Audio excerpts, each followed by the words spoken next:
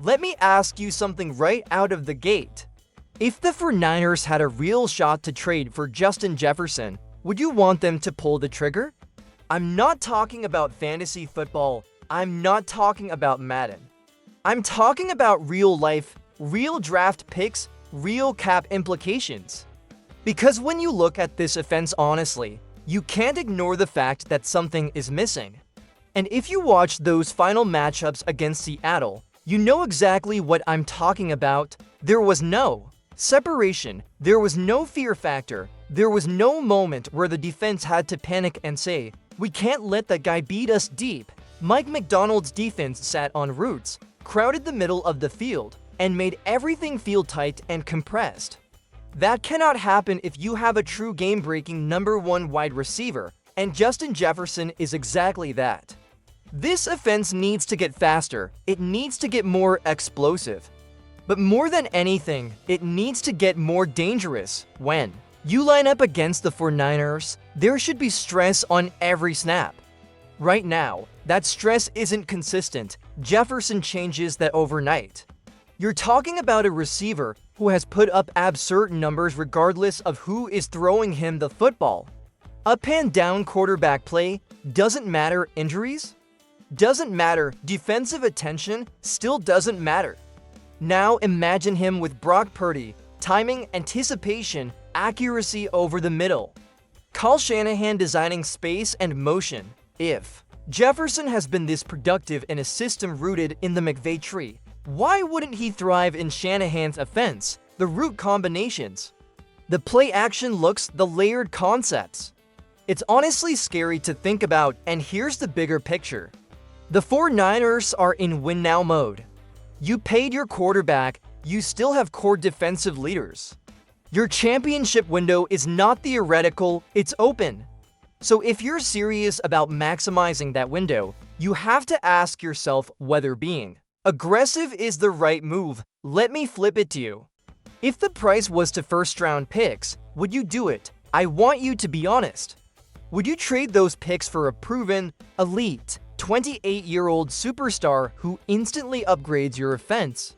Type JJ if you'd make the move, or type picks if you'd hold onto the draft capital. I'm genuinely curious where you stand, and don't just scroll past that question. This offseason is going to define the next few years of this franchise. You deserve to have a voice in it. That's what this channel is about.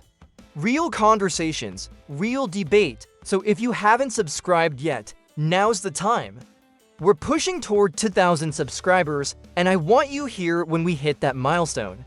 If you enjoy bold off-season breakdowns like this, hit that subscribe button and tap like on the video. It tells me you want more of this kind of content. Back to Jefferson for a second, the production speaks for itself. 1,000-yard seasons like clockwork, explosive yards per catch, big play ability, red zone presence. And the most important part, defensive coordinators lose sleep over him. When was the last time you felt like the 49ers had that kind of gravitational pull at wide receiver? This isn't about disrespecting anyone currently on the roster. It's about evolution. The league adjusts, defenses get faster. Schemes get more complex. If you don't counterpunch, you fall behind. And right now, Seattle looks faster. More disciplined, more prepared. That can't continue if you want to control the division. Justin Jefferson isn't just a wide receiver, he's a statement.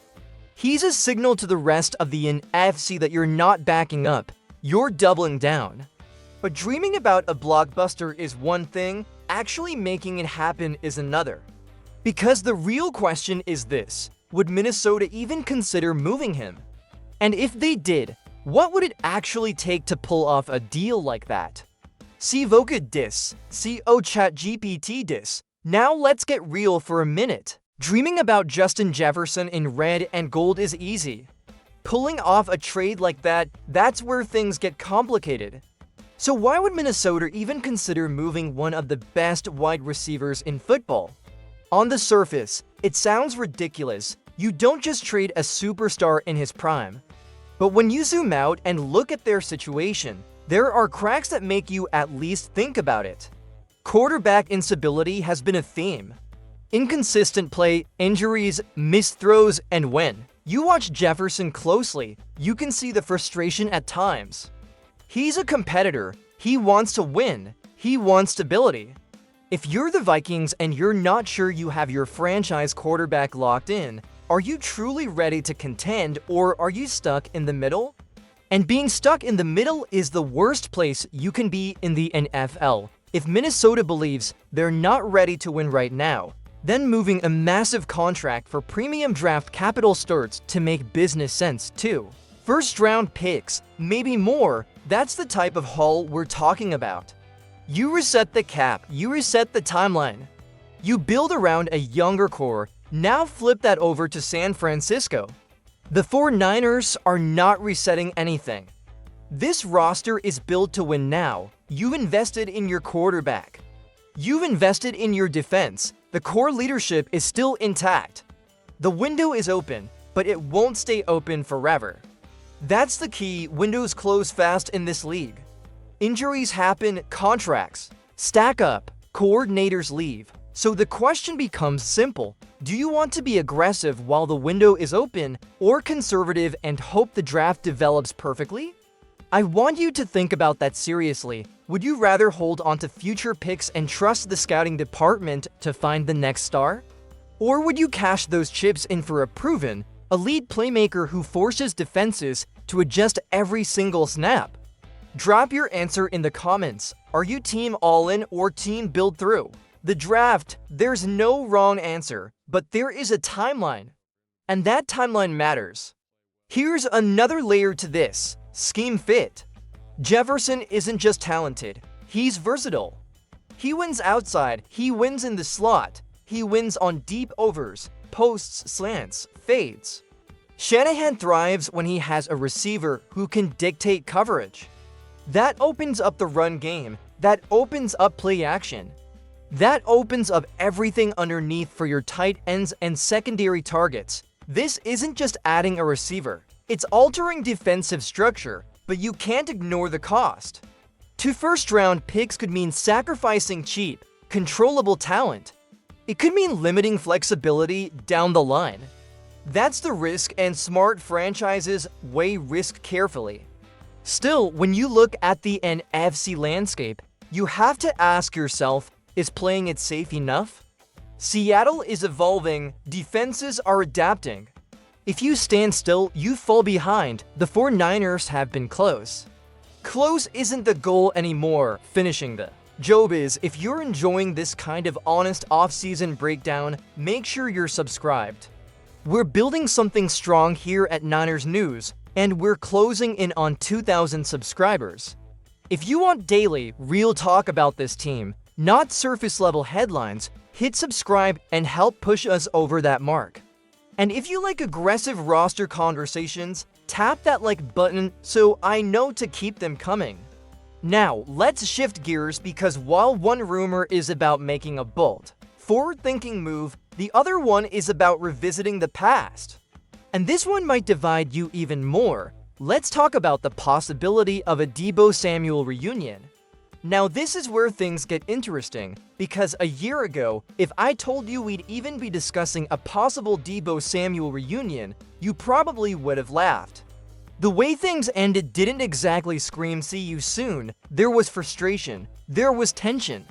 There was that feeling that both sides needed a fresh start, and yet, here we are. George Kittle makes a comment about all the boys coming back and maybe adding some past friends. Then you hear that he spent time with Deebo, then you start connecting dots. Suddenly the idea doesn't feel impossible anymore, it feels plausible. Deebo just wrapped up a season in Washington where he put up solid numbers. Not elite, not dominant, but solid. Over 700 yards, a handful of touchdowns. Some flashes of explosiveness that reminded you of his peak years, and financially. Projections say he could land somewhere around $13 million per year. In today's receiver market, that's not outrageous, so the emotional side of this, I get it. Deebo at his best was one of the most electric players in football. The versatility, the physicality, the yards after catch. The way he could line up in the backfield and completely flip a defensive game plan. That 2021 season wasn't just good, it was special. First team All-Pro, a true offensive weapon. But here's the hard part: that was a few years ago. Since that contract extension, he hasn't cracked 1,000 receiving yards. The burst hasn't looked the same consistently, the separation hasn't been as sharp. And at the end of his time in San Francisco, there were real questions about role, touches, and overall fit within the offense. You can't build a roster based on nostalgia. Let me ask you directly, if Deebo walked back into that locker room tomorrow, would you feel confident he's elevating the offense, or would you be hoping he rediscovered something that might not fully be there anymore? Type yes if you'd welcome him back without hesitation. Type nitrogen monoxide if you think it's time to move forward. Because here's the bigger philosophical question. What should this offense prioritize right now, familiarity or evolution? The 49ers don't just need production, they need speed, they need youth. They need players who stress defenses vertically and horizontally with pure explosiveness. Deebo at this stage feels more like a complementary piece than a centerpiece. And if he returns expecting to be a focal point again, that creates complications. You also have to consider messaging. If you're trying to reset parts of this offense, get leaner, faster, more dynamic, does bringing back an aging receiver align with that vision? Or does it muddy the direction? That doesn't erase what Deebo meant to this franchise. He helped carry this team through big moments. He was a tone setter. He was a problem for defenses. You'll always respect that. But roster building requires tough decisions. It requires looking forward instead of backward. And when you compare the two paths, going all in on a premier, elite receiver entering his prime versus revisiting a former star whose best season might already be behind him, the contrast becomes clear. So now it comes down to this. If you could only choose one direction for this offense, which way are you going? Let's close this out with the hard truth about where the 49ers really need to go from here.